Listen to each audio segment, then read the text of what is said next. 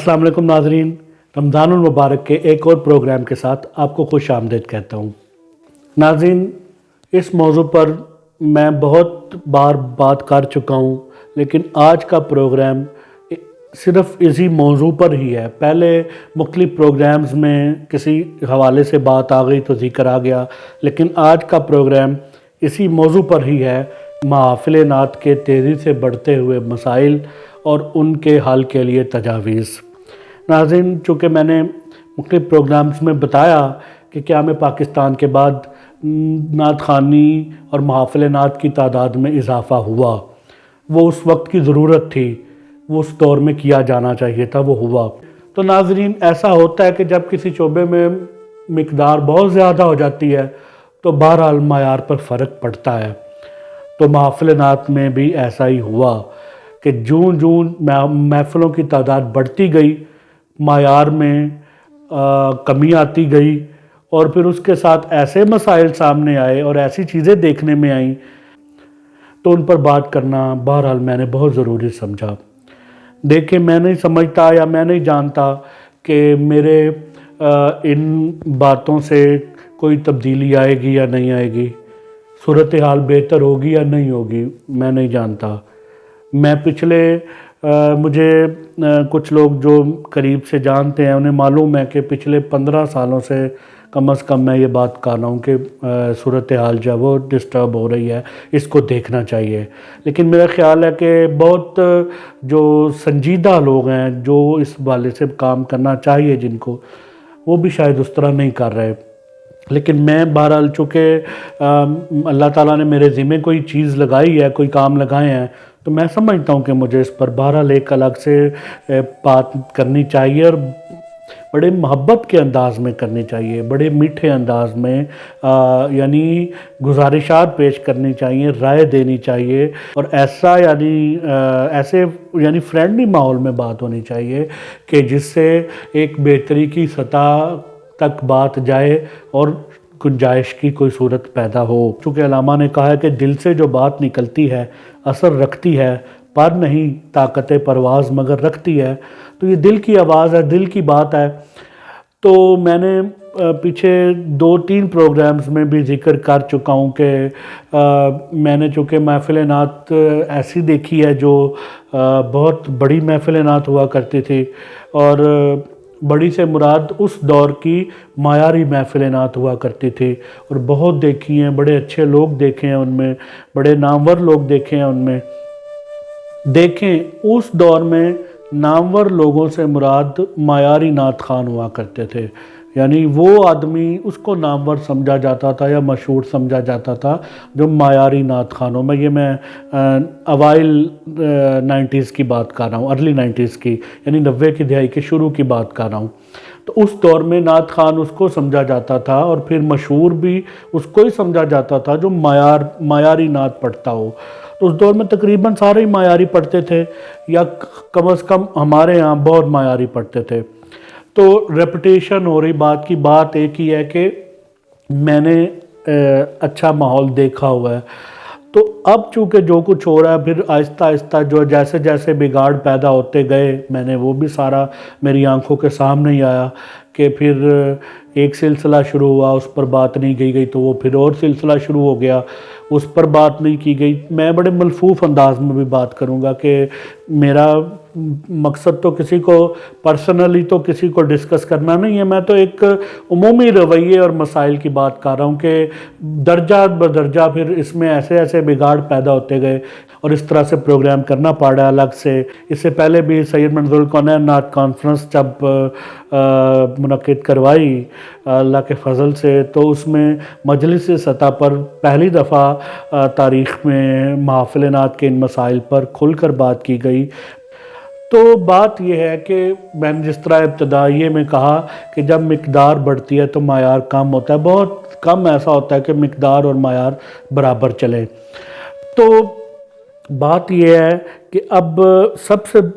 زیادہ جو صورتحال جیسے جیسے غیر معیاری کلام تو بہت پہلے سے شروع ہو گیا تھا، محفل نعت میں اینٹر کے ایسے ایسے اشعار آنے شروع ہو گئے کہ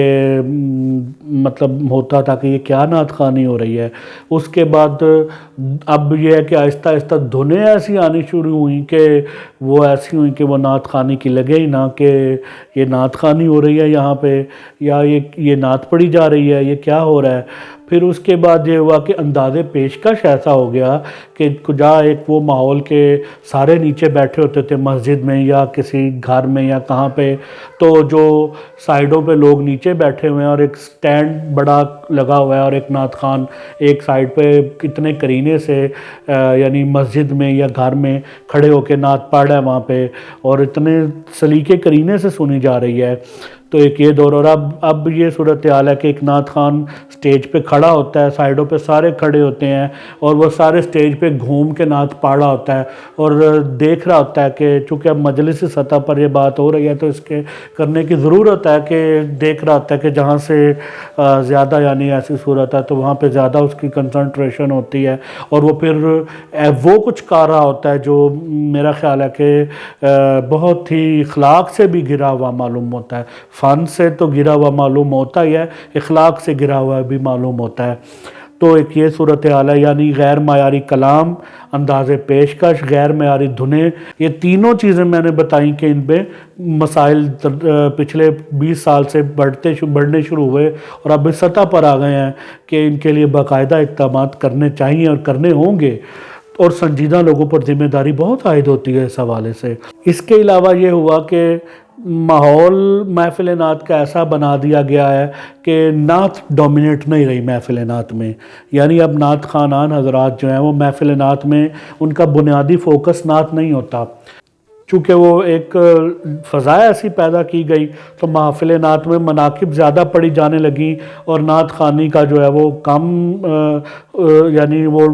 نعت خوانی کم نظر آنے لگی، اور اب صورتحال یہ ہے کہ محفل نعت کے عنوان پر ہونے والی محفل میں یعنی نعت بہت کم نظر آتی ہے اور مناقب زیادہ نظر آتے ہیں۔ تو جن کی مناقب پڑھی جا رہی ہوتی ہیں وہ ہم سب ہمارے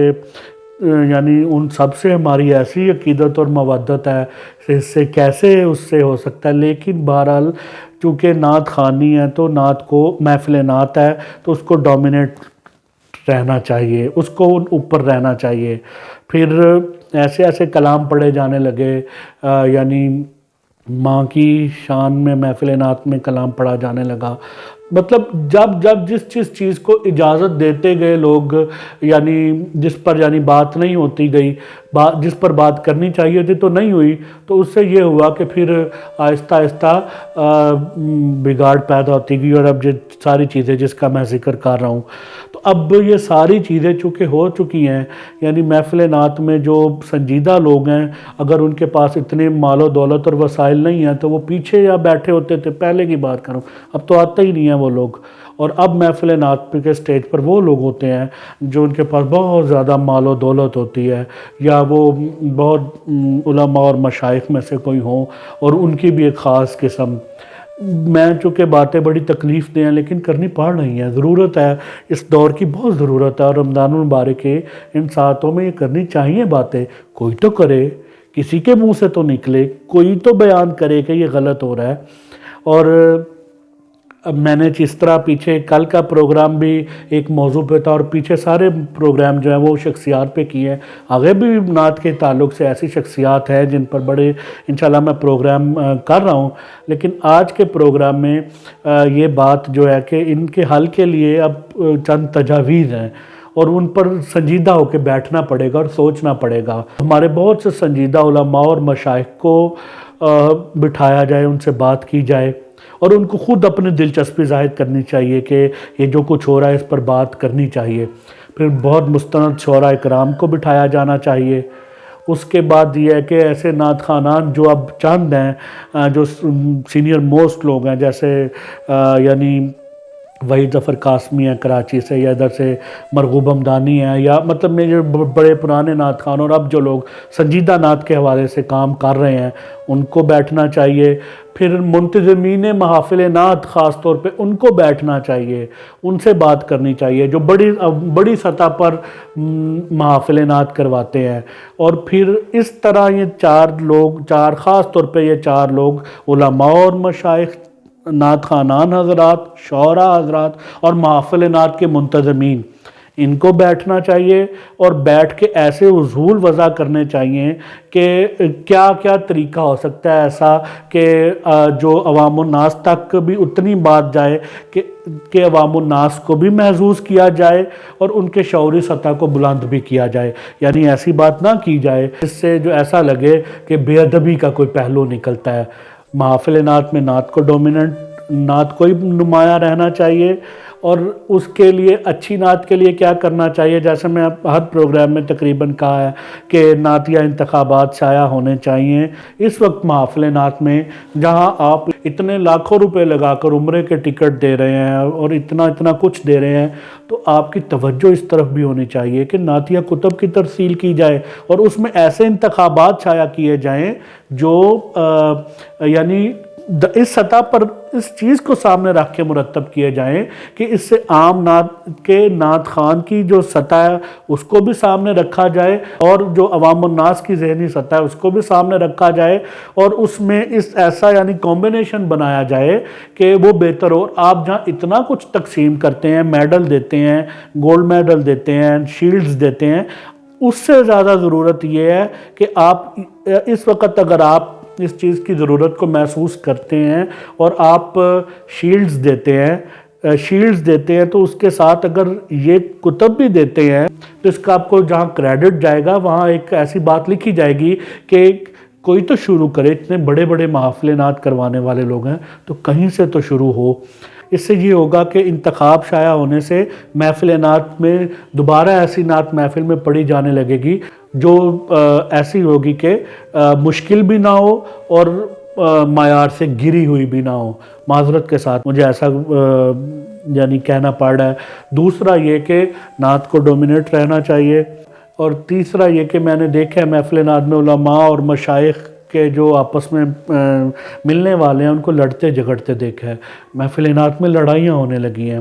نہ کیجیے ایسا، یہ اچھی اور مناسب بات معلوم نہیں ہوتی۔ معترضین کو اس کا بہت زیادہ جو ہے نا وہ پھر ہم ان کی زد پہ، ہم ان کے نشانے پہ آتے ہیں کہ یہ کیسی محفلیں ہو رہی ہیں نبی کریم صلی اللہ علیہ وسلم کے نام پر کہ جہاں یہ سارا کچھ ہو رہا ہے۔ ایک گزارش میں نے کرنی تھی بہت دست بستہ، اب آپ جناب سیدہ کائنات کی منقبت پڑھیں تو خدا را جو نوٹ نچھاور کرنے والے ہیں ان کو منع کر دیں کہ اس منقبت کے دوران، ویسے تو یہ مجموعی حوالے سے بھی اتنی کوئی اس کے طریقہ کار بہرحال بہتر ہونا چاہیے، لیکن آپ دیکھیں کہ آپ کس ہستی کی بارگاہ میں بات کر رہے ہیں تو ڈونٹ نچھاور کرنے والوں کو وہ جب ایسے ہوا میں پھینکتے ہیں، یقین کرے بہت دلی دکھ ہوتا ہے کہ آپ کہاں کھڑے ہوئے ہیں، کس کی بارگاہ میں لب کشائی، وہاں تو جبریل کو اجازت نہیں ہے کہ بغیر اجازت کے وہ دستک دے دروازے پر۔ ہماری عقیدت پر کوئی شک نہیں ہے، ہمیں یعنی عقیدت پر یا محبت پر تو کوئی ہے ہی نہیں، ان سے اگر ہمیں عقیدت نہیں ہے تو کس سے عقیدت ہے؟ لیکن بہرحال اس رویے پہ تھوڑا، اس چیز پہ تھوڑا غور کر لیں کہ یہ نہ کیا جائے، دف پیچھے اس کے نہ بجایا کریں۔ جب جناب سیدہ کائنات کا تذکرہ ہو رہا ہو تو دف نہ بجایا کریں، بے ادبی معلوم ہو۔ نعت پہ تو میں کتنے سالوں سے کہہ رہا ہوں کہ یہ معاملات جو ہیں وہ ہیں بہرحال، لیکن جب خاص طور پہ جناب سیدہ کائنات کی بارگاہ میں حاضر ہوں دف نہ بجائیں، اور جو سامعین ہیں ان کی یہ تربیت کریں کہ جب مولا علی کی آپ منقبت پڑھے تو وہ آگے سے محفل نعت میں ناچنا نہ شروع کر دیا کریں، جس کو وہ رقص کا اور دھمال کا نام ڈالتے ہیں۔ آپ محفل سماع کر لیں، یہ سارا کچھ محفل سماع میں ہوتا ہے، یہ ساری چیزیں محفل نعت کے آداب کے خلاف ہے۔ تو میں نے بڑی محبت سے چند گزارشات کرنی تھی، اور یہ ہم سارے مل بیٹھیں گے، یہ سارا کچھ ہوگا، لیکن یہ انفرادی سطح پر بھی اس کی بہتری کی ضرورت ہے اور اجتماعی سطح پر بھی کاوش کرنے کی ضرورت ہے۔ تو میں نے سوچا کہ یہ بات کرنی چاہیے اور الگ سے اس موضوع پر بھی پروگرام ہونا چاہیے۔ میں ذاتی طور پر سب سے بات کرنے کے لیے میں نے ہمیشہ کی بھی ہے، اور فردر بھی اس کے لیے کوئی پلاننگز کریں گے انشاءاللہ تعالیٰ، اور جلدی کریں گے۔ آپ میں سے بھی انفرادی سطح پر بھی دیکھیں کہ کہاں کہاں جو ہے وہ، چونکہ اب مسائل اتنے بڑھ چکے ہیں، میں نے کئی دوستوں سے کئی دفعہ بات کی تو وہ کس حوالے سے ہونا چاہیے، تو مجھے آگے سے یہی کہا گیا کہ اب اتنے مسائل بڑھ گئے ہیں کہ اس میں بہتری نہیں ہو سکتی۔ میں نے کہا ایسی بات نہیں ہے، یہ نبی کریم صلی اللہ علیہ وسلم کی نعت ہے، تو اس میں بہتری ہوگی، اور نادانی ہے ہماری اور کچھ بھی نہیں ہے، محبت اور عقیدت میں کوئی کمی نہیں ہے، سمجھ نہیں ہے، اتنا اندازہ نہیں ہو رہا کہ یہ کیا ہو چکا ہے اور کیسے ہوا ہے اور کیا ہے، یہ پوری تاریخ ہے۔ میں نے بڑے ملفوف انداز میں چند گزارشات کرنی تھی وہ کر دیں۔ کل انشاءاللہ ایک نئے پروگرام کے ساتھ آپ سے ملاقات ہوگی، کل تک کے لیے اجازت دیجیے، اللہ حافظ۔